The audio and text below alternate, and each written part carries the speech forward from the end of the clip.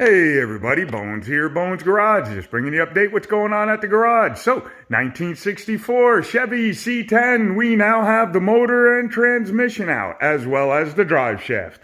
There's the motor, and you can see this motor has been leaking all over itself for a long time. All this black, it's not paint. That's all oil and grease and everything else that has accumulated onto this motor over the years.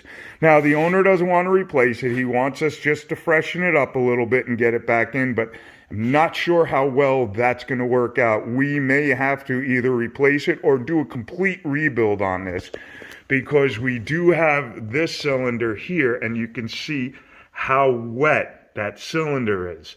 So there's a lot of oil going into that cylinder.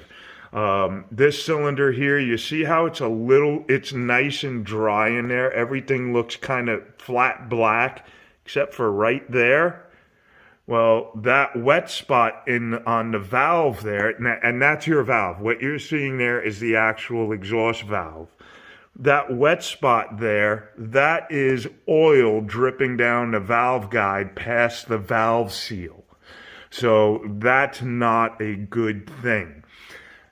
We may have to actually rebuild this motor. I don't think we're going to have too much of a choice on doing that, because you can see this cylinder has it.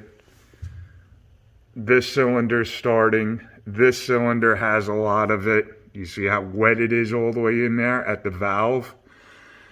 This cylinder is actually a pretty good cylinder. So, not sure what's going to happen yet.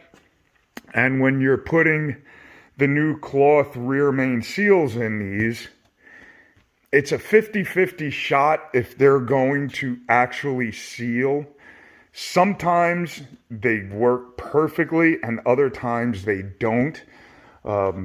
It's not foolproof with those seals when you're working on stuff that's old like this.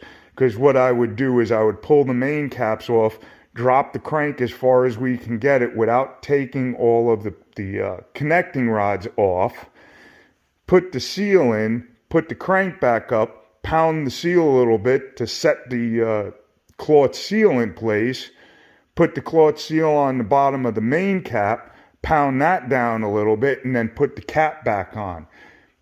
It doesn't always seal perfectly. So those are a 50-50 shot. So I'm not sure what we're going to do. Going to have to talk to the owner, see what he wants to do. Another thing he wanted is power steering. Putting power steering on these, a little bit more of a trick, because you don't have the bolts in the front of the head, the bosses, to hold stuff. You have to run everything off of these two motor mount bolts, or the old motor mount bolts when they were in the old Chevys, and the water pump bolts.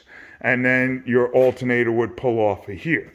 So I got to talk to the owner. We're going to see what we're going to do with that. Then over here, we have the little 3-speed transmission. So we're going to open that up, take a look inside, see what kind of condition that thing is in. If it's in good condition, we could just use it over again, because he'd really like to keep the 3-speed on the column for now.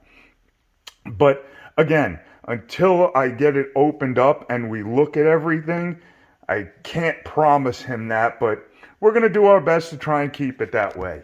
So we'll see what happens. And pretty much there you go. Parts laying all over the place. That's the only good fender. That's so funny. Everything else was junk on the front end. But there you go, guys. Have fun. Talk to you soon. Okay, bye.